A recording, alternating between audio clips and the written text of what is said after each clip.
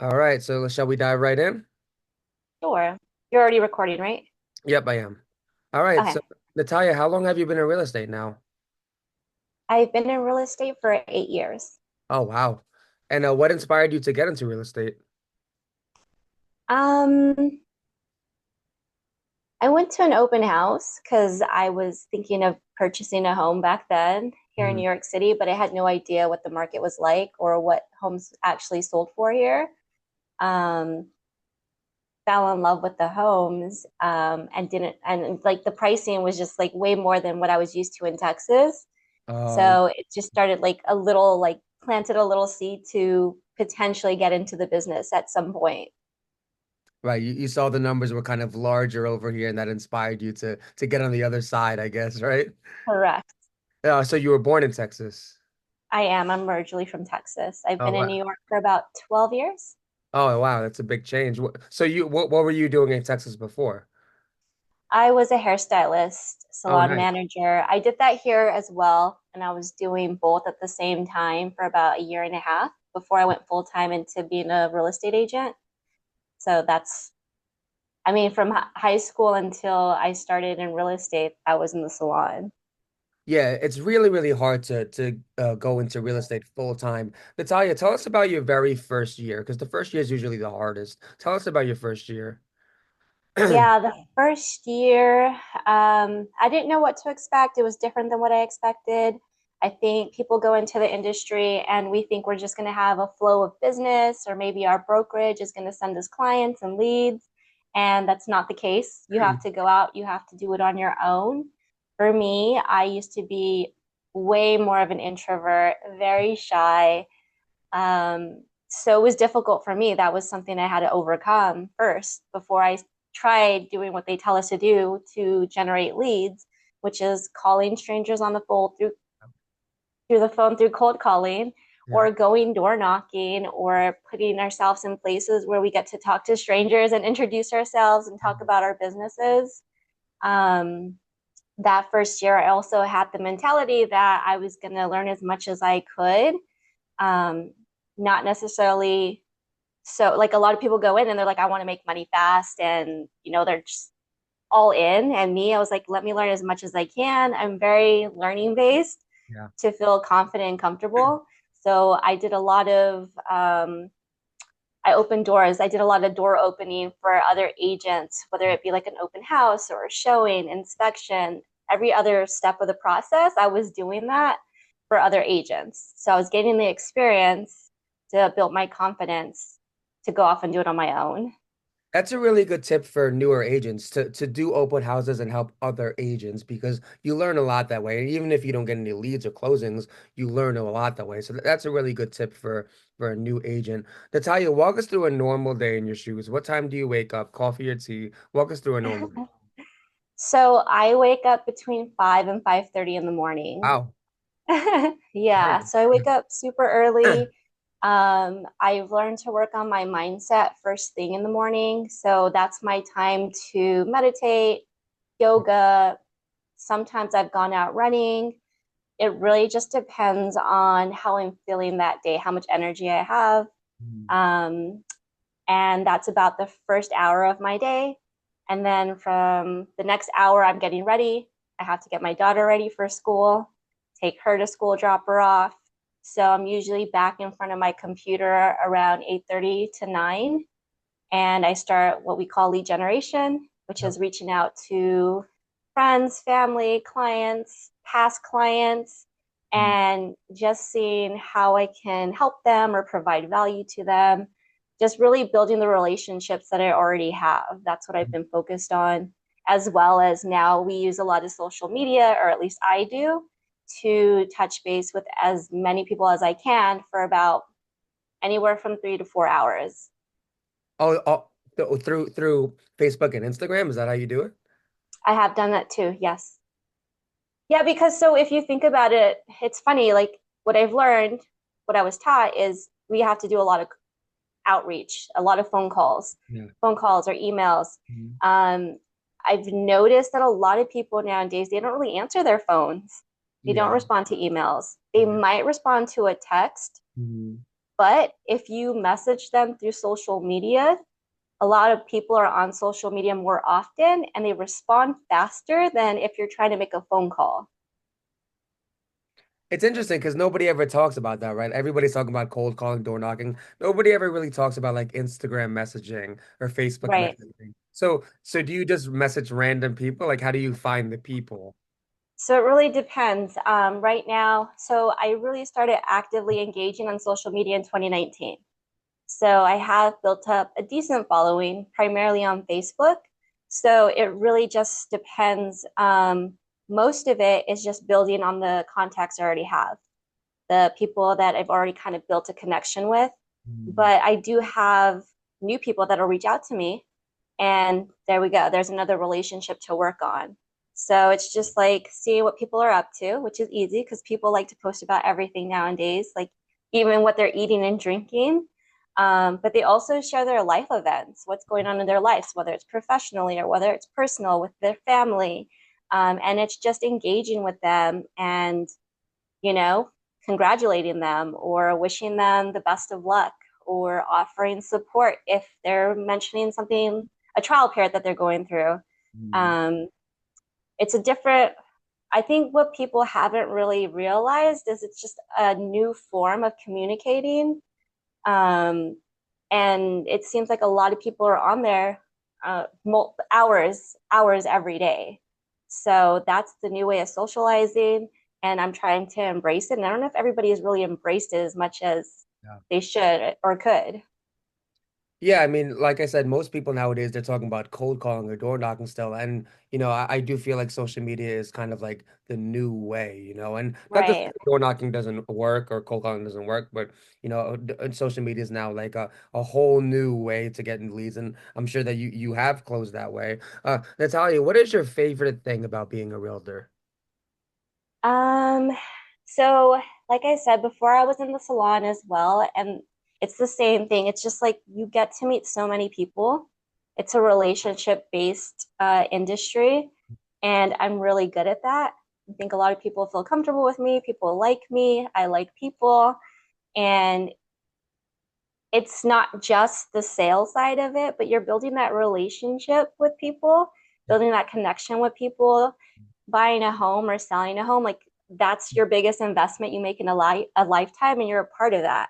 And you turn into sometimes like a almost like a therapist or like a friend because they're talking about the stresses that they're having, depending on their situation. So I like that. I like engaging with people. Yeah, that seems to be a very common answer when I ask this question. People say something along the lines of, connecting with other people and helping other people. And I think that, real estate is a very people-based job. And if you're not, super into people, maybe it's not for you. But at the same time, you did say that you used to be very introverted. So how did you overcome that? Um, just doing it, I guess. I've talked to other agents that are starting off and they're like, I can't cold call, I can't go door knock, I can't talk to a stranger. Mm. And I tell them like I know exactly how you feel. But honestly, if you just go do it, the more you do it, it just kind of breaks that barrier down and you just become comfortable. You get out of that discomfort and it turns into you're talking to just another friend, right? Like you talk to them the way you would probably talk to a friend. Yeah, you have to step outside of the comfort zone, right? Life is all about stepping outside of the comfort zone and forcing yourself to do something that you don't really feel comfortable doing. That's the only way to grow. Natalia, Also just changing your just changing your perspective on it, you know. I think we get in our heads and we're like, oh my gosh, I don't know what I'm going to say, I don't know this, but we talk to our friends and family on a daily basis. So if you go in with that mentality that you're just talking to a friend, it kind of takes away that stress of like not knowing what to say. I was speaking to an agent the other day about being an introverted realtor, and I was telling her that, when I cold call, it's not even about shyness. I just hate being annoying, and I hate like, how you're supposed to probe. Like I hate like them telling me that they're not interested and then me probing after that. So like would you say that do you do that? Like do you probe or do you like, oh well, if you need anything you can always call me back? Like what is your style like? It really depends. I think it's like a case by case basis. Like you kind of feel the person's energy, you feel their tonality, Uh, and if I feel like I can get a little bit more out of them, then mm, I will. But if I don't feel it, if they're just very short with me, then I don't try to push it either. yeah, But there's one thing I've heard from another coach as well is just like, why are you calling them? You're calling them to help them, right? You're calling them to provide whatever great service you have to give them. So just keep that in mind. Like you're there to provide value to them. right. Yeah, it's not just about you. Natalia, what is your least favorite thing about being a realtor? uh, hmm. Too many to Let me choose think about this one. No, I already know because it just came up yesterday. I think it was yesterday, and it's really from? having to deal with some of the egos in the Mm, industry. Um, I can be okay with like a stressed out client or a very aggressive client. Like I can deal with that, but I can't deal with other agents' egos. And what I've also learned is like the bigger the ego is like those ones should probably have less of an ego at the same time. So I don't know if it's like a front on their part or what it is, but I can't. yeah, I noticed pretty quickly that there are a lot of nasty realtors, especially like if you're working on the buyer side and they're a listing agent maybe. And it's crazy because like I can't ever see myself being like that. And I always Right, think in my head like that has to affect your business. Like right. that has to affect your money to a certain extent. So I noticed that pretty quickly and I just I for the new agents, please don't become one of them. It's not good for many reasons. So We're all Natalia, working on the same deal. We're working together. That's how I see it. well, you know what it is? I think that they view us as competition. I think that's what it is. Like Right. viewing other realtors as competition. Do you view other realtors as competition? No. One, because if we're working on a deal together, whether I'm the listing agent or the buyer's agent, we're still trying to achieve the same goal, which is getting to the closing table. Yeah. And if I'm trying to win a client that maybe they're interviewing other agents as well, I Mhm. just see it as they're going to go with whoever they feel the most comfortable with or relate to, or they just have that kind of connection with. And it's nothing against me because I'm not for everyone and not everyone's for me. So why should I feel any type of competition? Yeah, no, that's a good answer because it's not really a good mentality to like view all the other realtors as I'm gonna beat you, like that's I think that's where the nastiness comes from. So Natalia, you've been Right. in the job for 8 years now. Do you do commercial real estate as well? I don't. I'm primarily residential. I have done a few rentals, but mainly I do residential sales. Is there a reason behind that or? I haven't had a large, I guess, I haven't had a lot of leads or questions about commercial. I mostly get residential questions, sometimes rental questions. And then if I can't work the rental, then I'll guide them or like refer them to somebody that's really a better fit for them versus taking it on. And I know I can't really service them. Right, and then you might get a referral fee out of that, even if it's something small. So Right. you came in 2016, correct? Yes. Okay. How has the real estate market changed since you first started? Changed. I would say for right now, it really changed because of COVID, right? COVID was crazy and things were like going well above asking, and it was going super fast. People were buying sight unseen, no contingencies. Now we're shifting into things sitting in the market a little bit longer. People doing price adjustments. We have that lawsuit that recently happened, and I'm trying to see how much that's going to really affect our industry as well, especially on the buyer's side. But definitely, just if anything, I wouldn't say some people might say, like, oh, it's crashing, now that COVID. No, I just feel like it's normalizing now, but we're also shifting more into a buyer's market than the seller's market we were used to during COVID. Ooh, you think we're Not in all shifting? areas. Long Island, I know it's still very competitive. Well, do you mainly stay in the city? I've primarily started in Brooklyn, and then I've gone to every other borough except the Bronx. So what makes you say that we're turning into a buyer's market? What makes you say that? Yeah, so things are sitting on the market a lot more. The days on market is longer. There is less inventory, Hmm. and Hmm. I think that's usually like the telltale signs, like things are sitting on the market longer. They're doing price reductions. Um, there's a lot more room to negotiate now than there was before. Is the fact that we're turning into a buyer's market a good or a bad thing? It depends on what side you're on.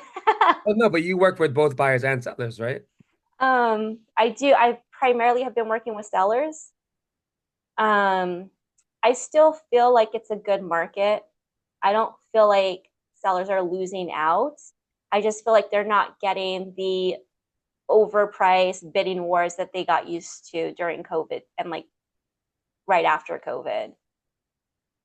Yeah, well, I heard that COVID, houses were flying and the interest rates were really low, and that, now Mm-hmm. they're starting to come down, but home prices are still high. I mean, Right, th those are not coming down anytime soon, right? right. Hmm.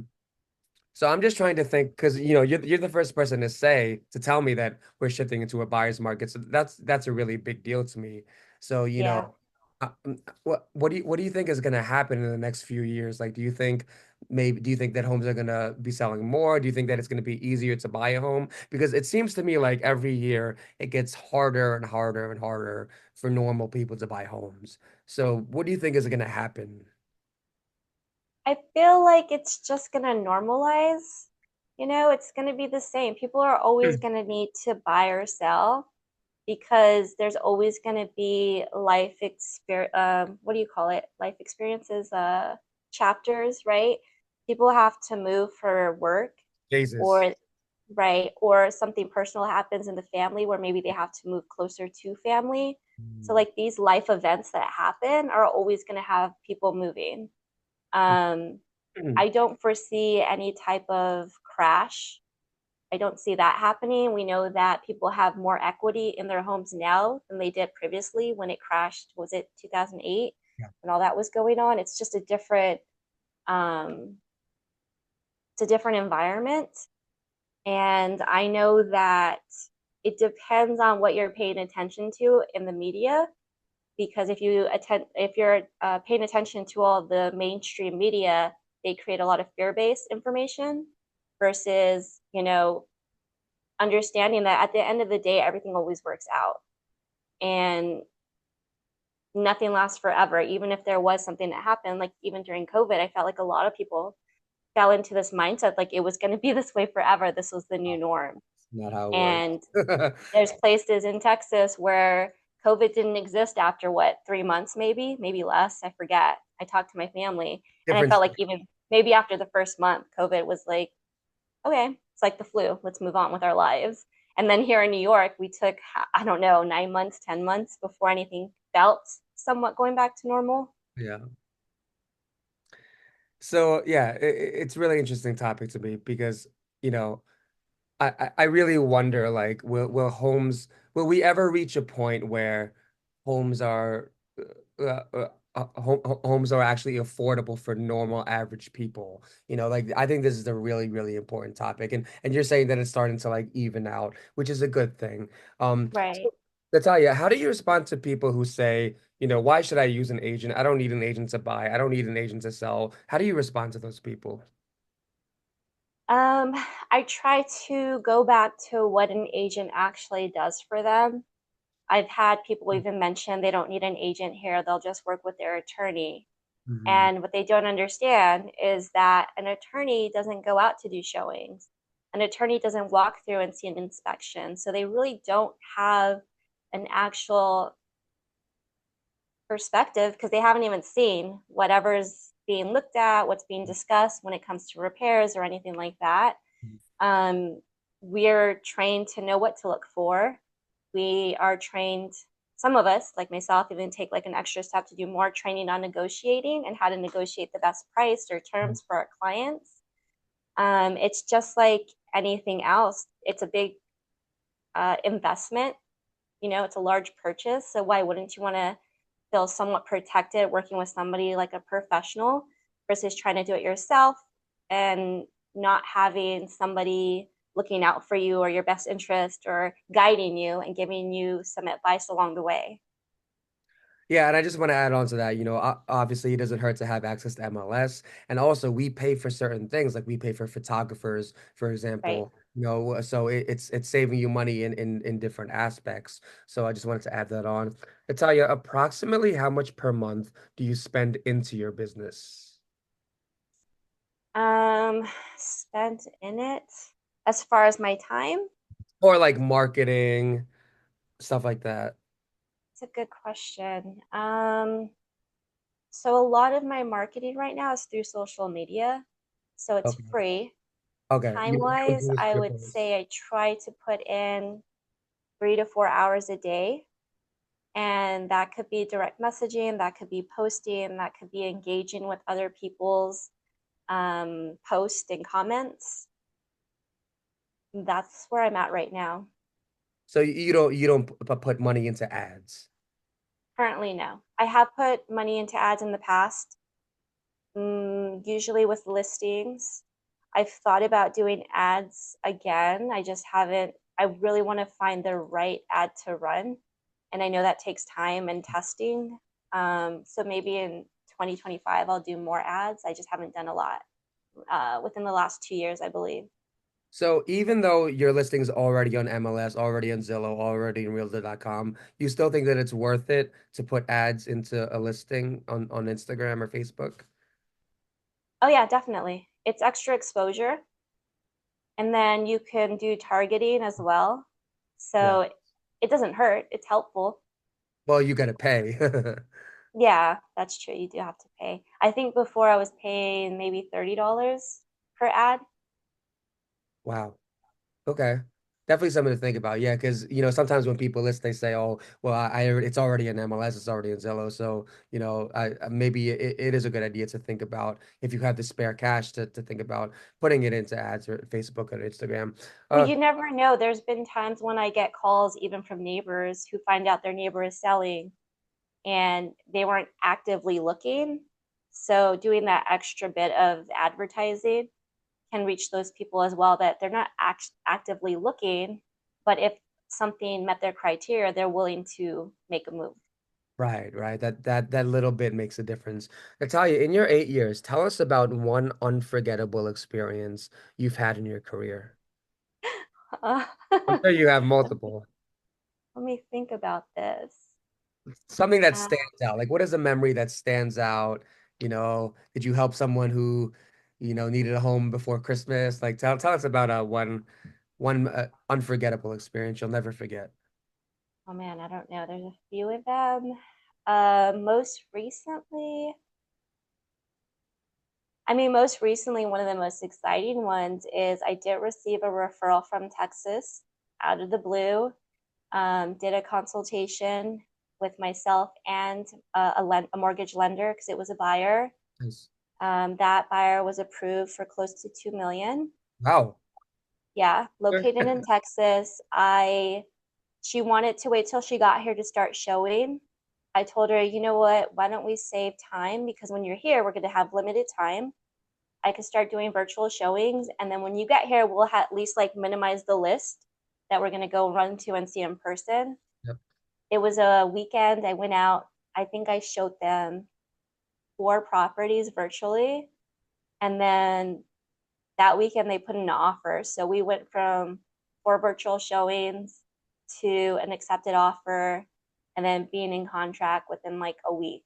Wow. Th- And we did that pretty much sight on scene until she got here. She still did the inspection, but um, we had everything ready to go.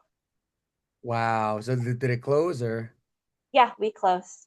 Wow. The rest of the process took a little bit longer than expected, but how fast that lead came in and getting them into contract, that was really exciting for me, especially at that price point. So was this a friend of a friend? No, actually through social media. Wait. She found you through Instagram or Facebook? It was through good question. That was Instagram. Oh, wow. So, okay. I don't know if you want to give away your special sauce, but how do you set up your Instagram? and your Facebook, how do you set it up to attract buyers and sellers? How do you set it up? So I primarily started with Facebook because I've had a larger following and I get more engagement on Facebook. And then within the last year, I started to do a little bit more with my Instagram. Instagram sticks to mostly business, it's very professional based. My Facebook is a mixture of my personal and my business. So with Facebook, in the beginning, I started by mostly just doing business. And it was like sharing stats and numbers. And I don't feel like a lot of people responded to that. So I started shifting into mixing a little bit more personal and just more in the life of a realtor type stuff. I did a lot more videos and reels, of course, because Mhm. people are more likely to watch videos. Yes. And I just kept building on it little by little. I think videos and reels are a uh really good advice as opposed to like pictures because there's a Mm-hmm. different, like you said, people are likely to watch videos. So I think that's really important. Um yeah, there was something I was gonna say, but I forget. So how would you respond to people who say that realtors are overpaid? I could understand sometimes, depending on the agent. But I mean, and then also it depends on the transaction, but I think at the end of the day, what you're really paying for is the expertise and the professionalism.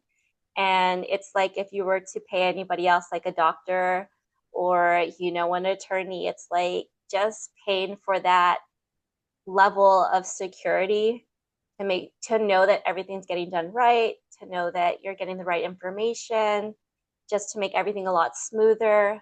I don't think you're ever overpaying if you're paying the right person and the right professional. It's a very honest answer. I get it depends on the person. I remember what I was going to say before now. So back to the social media for a quick second. Yeah. There are some people who say that you shouldn't only post business. Like some people say that it's good to post your personal stuff because posting all real estate and all business is cringe. Would you agree with that? Like it's good to post some personal stuff? Right. So when you're on social media, people also want to get to know you. And I think they're more inclined to want to work with you when they see your personality Yeah. and they have like interests like you, whether it be a hobby or a sport. Yes. You're a parent as well. Whatever it is, people want to do business with people they like, or Yes. people that are like them, or people they aspire to be. So if you're not showing that side of yourself, you're kind of limiting the amount of people that you can actually connect with. Natalia, should people today buy or rent? Oh my gosh, I'm always for buying. Mhm. You can always buy and then rent if you want to. But I think, like you said, home prices have gone up. There's always going to be appreciation. Home prices are always going to go up, but so is rent, Yep. right? So if you're always going to be paying, you might as well be putting that into your own home versus somebody else's, which is hard to say because I'm also an investor, but I want to encourage other people to get to that too. Buy your own home. So, do you prefer to work with buyers or sellers? I prefer to work with sellers. Why is that? And that has to do a lot with being able to manage my schedule more. Buyers require a little bit more attention. You're doing a lot more showings. With the listing, I can control all of that and I can consolidate showings, and I'm only going to one location. Yeah, it's less running around for sure. So Mm-hmm. Natalia, you did tell us about your first year. Were you ever on a team? I was. I started off, I've been on two different teams, and that was important to me for the experience. I did work with two very top producing high level teams. So I got to see and experience a lot. And I worked as a showing agent for one of the teams. So that as well, I was showing up to at least 10 houses at a time. Wow. And that helped me, yeah, just definitely up my game by I grow confidence by experience and knowing what I'm doing. I don't know how to bullshit like some people. So I like to know what I'm doing, and having that experience was very helpful. I'm grateful for having worked with them. And this was in the beginning. Yeah, that was between, I think, 2017, 2018. So why did you break away from the team? I wanted to push myself. I think I was comfortable. It was good, but I didn't feel like I was growing either, right? Because if you're handling the listings and you're making money, you kind of get a little bit comfortable, but I knew I could make more money as well. And it's been helpful because now I actually have more control of my time too. Whereas with the team, they have like, it's like having a boss. You have specific things that you have to do for that team as well. Yeah, there are some people who say that teams are good for beginners, but then once you start to get experience and once you start to gain years, that you should break away from the team and be an individual and work by yourself. Would you agree with that statement? Yeah, it depends on your situation too. What your goals are, what you really want to do. Some people are comfortable staying on a team setting. Um, I think it's really, yeah, like case by case. Natalia, did you ever think about opening up your own brokerage? Uh, yes and no. I thought about it. I don't know if I want that much on my plate though. I almost opened a salon before, and I'm actually happy I did it because managing a lot of people is a lot different, you know. It's a lot different than just running your own smaller business. Yeah, like my broker has 180 agents, and that some people say, "Oh, that sounds like 188 headaches," But It's a lot, I mean, the thing is, what once you have a lot of agents, now you can focus on the agents and maybe less on buying and selling. Like now maybe you might have to not run around as much, maybe more right? on the phone, maybe more on the computer. So it's a different job. I Very different. imagine more of putting a team together, but not an actual brokerage. Because I can always, put a team together under my brokerage and not deal with as much stress. So I've never been a team leader before. How exactly does that work? Like what does the team leader provide? What do they like what do they do? It really depends because I would say everybody runs it differently. The team that I was on before, I guess the team lead was also the rainmaker, the listing agent. And then he had a buyer's agent. Some people have multiple buyer's agents. And then there could also be a showing agent and then an admin. So the admin would handle all the paperwork, all the stuff on the computer, calls sometimes, getting back and following up with people, where the showing agent is out there opening the doors, handling even appraisals and inspections, all that. Sometimes meeting up with some of the clients for the buyer's agent or the listing agent. So there's just different ways to make it all work out as a team. And then the team leader will get a small portion of the commission. That's how it works, right? Yeah, everybody's gonna have different, I guess, commission splits, Right. or they might have a fee that they'll pay per transaction or per showing. Natalia, do you have any tips for new agents? Um, the biggest tip is just really just going out there and marketing yourself. You know, like any other business, you get successful by how many people know you and know what you're doing. So it's really just staying busy. I think another thing I would have changed is having what we call a farm and consistently touching and reaching my farm out, because after 8 years, I would be known in that farm, as their realtor, and I haven't really done that. So it's like basically picking an area, um, either a neighborhood or a few blocks within a neighborhood, and consistently hitting those same houses every 2 weeks or every month. Door knocking. And you can door knock, you can do a mailing, you can do a phone call if you get the numbers. So it's like different ways to contact them, but consistently doing it over time. And it's just, again, it's building that relationship. It's letting them know that you're their realtor of choice when they decide to make a move. Yes, one of the best pieces of advice I ever got was it's better to hit 100 home 5 times than to hit 500 homes once. It's Yeah, better. it's true. it's better to focus on one area than spread out. That I found that a really, really good piece of advice. Natalia, Yeah. where can people find you? So you can find me on Facebook. It's just Natalia Paulino. You can find me. I'm on Instagram right now. Those are my more what do you call it? Frequently used ones. And then I do have a YouTube channel as well. It's all under my name to make it easier to find me. I'll drop all of your links below. Natalia, it was so great talking to you. Thank you. Have a good one. Take care. Bye. You too.